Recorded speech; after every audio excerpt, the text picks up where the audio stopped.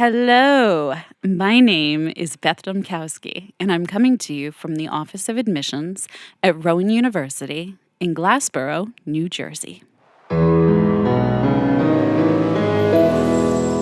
right, welcome to Rowan Confidential. I am here with Dr. Jeff Hand, Senior Vice President of Student Affairs. Dr. Hand, thank you for joining us today. Thank you very much. It's good to be here. Wonderful. So for those of you listening, Dr. Jeff Hand is now the Senior Vice President of Student Affairs and came to Rowan in 2011 after being Assistant Vice President for Continuing Education at Penn State, and prior to that was Provost at Post University. When not inspiring students and staff, you can find Jeff in his basement playing guitar, either flamenco or Piedmont blues. What's Piedmont blues? Piedmont blues, it's a combination of old folk country western music mixed with the blues, and it's prevalent in the Blue Ridge Mountains of Tennessee, North Carolina. Very interesting. Okay, wonderful. You have a big title. What's your role here at Rowan? What does this mean? Oh gosh, the title. It's kind of grown over the years, and what has happened, initially when I came to university, we started with just enrollment. And then what happened is that was very successful. Enrollments started shooting up at the university.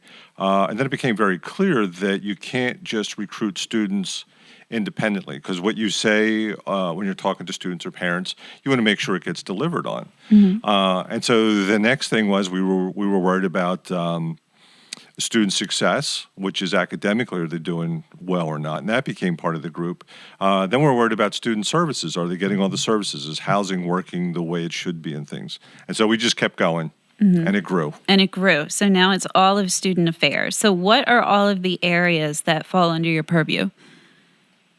Gosh, there's, last count, it's about 24 different departments. Oh my goodness. So I don't think you want me to list them all, but it's everything that has to do with the student life cycle, which is, initial contact with the student, which could be in ninth grade, all the way through to graduation. So anything that happens in between that, that's what our student affairs That's group. what you do. Right. Excellent. And how would you describe your role here?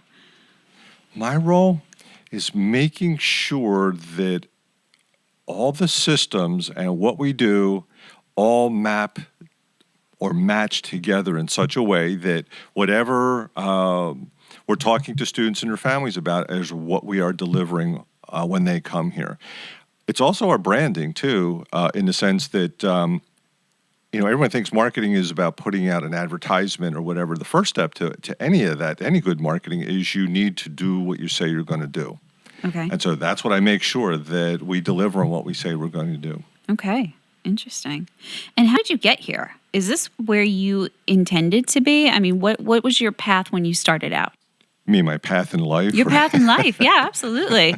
No, it didn't. If you'd have said I was going to be doing this when I was in college, I wouldn't have agreed with it at all. My undergraduate's electrical engineering, and my vision was building robots at that time. But what happened is, as I went through and after I became a professor, it became very, very clear that I love teaching, I love working with students.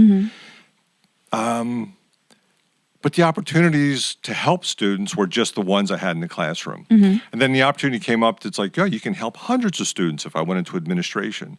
And so now we're helping thousands, tens of thousands of students by what we do, by putting scholarships together, making sure that the housing we put together is just right, making sure that we can get students through either academically or socially or work through the transitions they have in their lives into adulthood.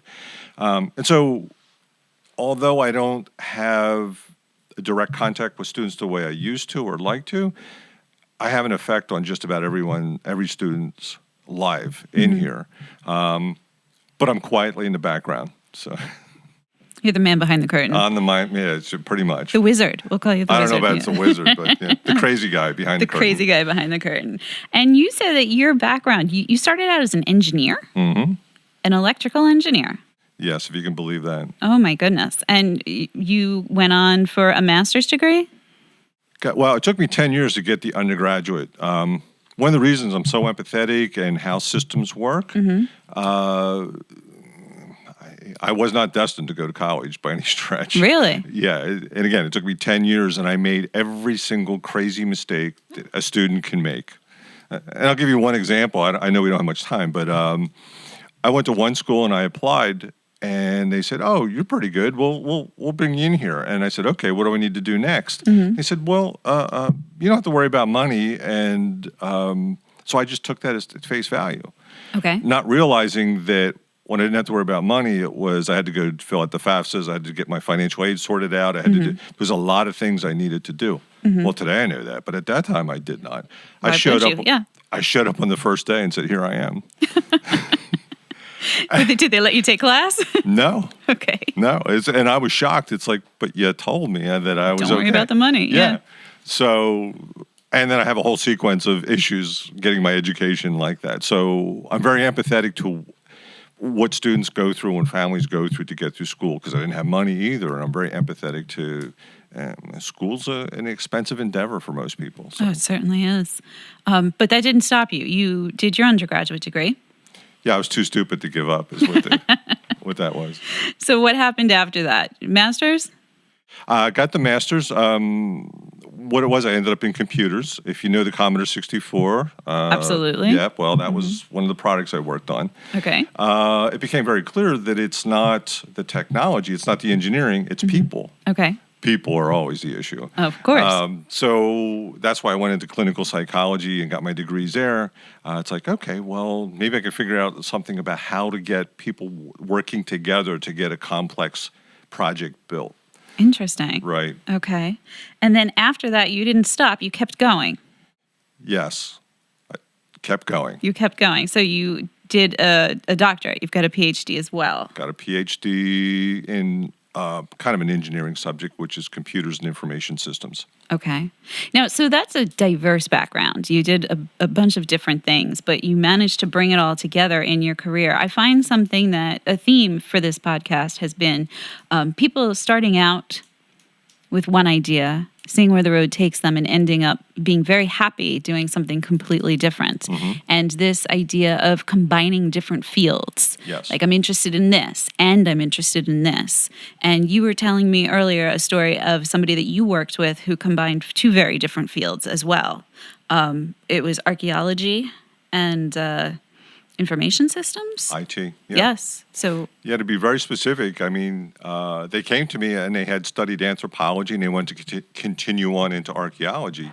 But it was very difficult for them in the sense that it was going to be an expensive endeavor. And it was the sort of thing that you needed a lot of resources economically to proceed in a field like that. And so I was teaching IT, and they were talking back and forth what other options they had, because they wanted a job and they didn't particularly like IT, but their real love was anthropology and archaeology.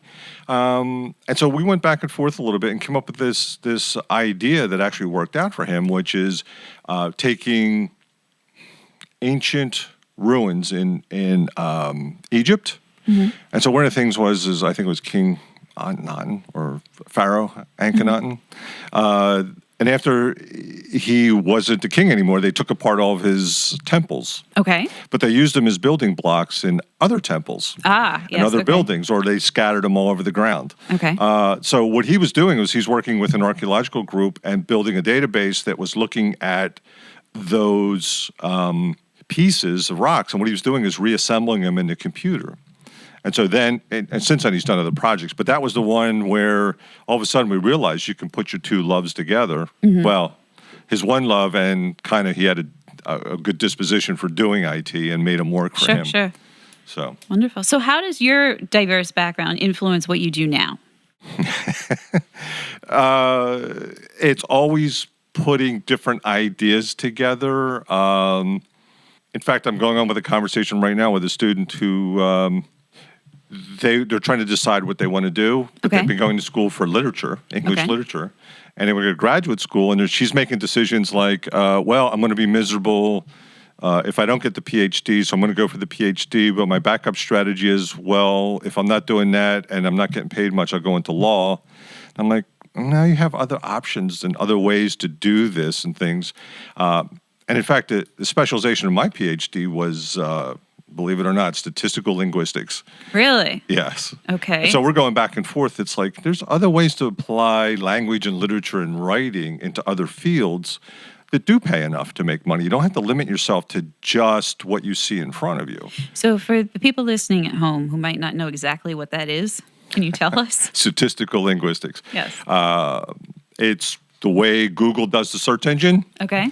It's always like magic. How does it know what I'm thinking? And so what it is getting computers to understand the written word and giving you which one. So what I did specifically was if you're a scientist or you've written lots of papers, you always have to write a review of the literature. What did other scientists do? Sure.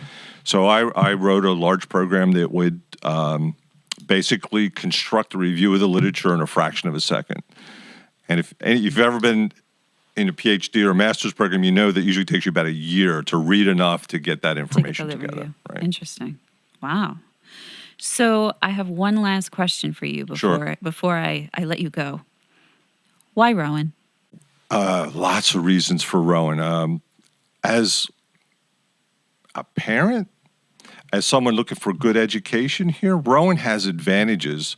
I've been in other schools, and in fact, some of them are world ranked. They rank very highly in engineering, for example.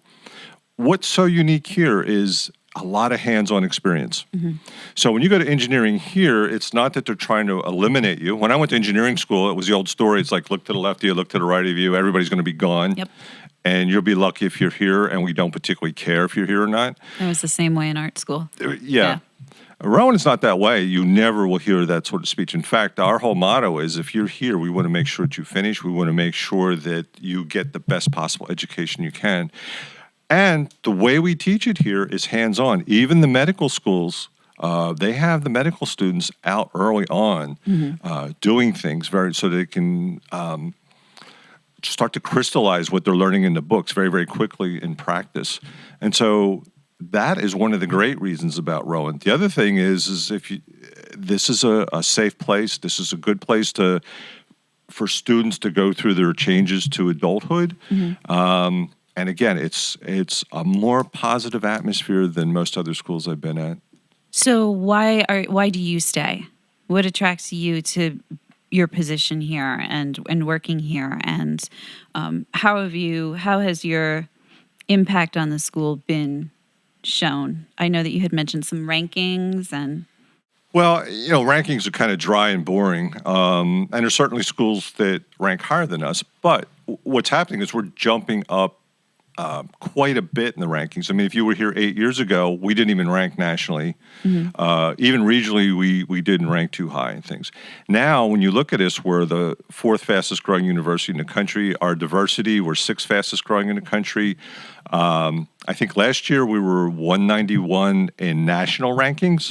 We're 166 in national rankings too. And that doesn't typically happen unless the school is making major improvements and major investments in the students. And that's what's reflected. And to move that far in the rankings means that you're doing a lot of things the right way.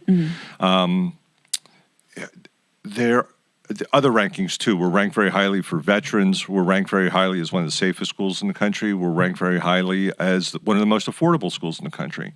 So all those things we've been working on for the years, and it just kind of crystallizes what we've been doing, and it comes into the rankings. You say, oh yes, we are doing good. Because working, I'm usually looking for where's the problem and what do we need to fix today. But it's good to take stock at different times to see how well you've done and celebrate that. And then the next day go back to what problem do I need to solve next. Absolutely. And it's so nice when it's recognized by national rankings. Right. Yes. Exactly. Dr. Hand, thank you so much for joining us today. Thank you for your time. Thank you for your conversation. And this is Rowan Confidential. Thank you.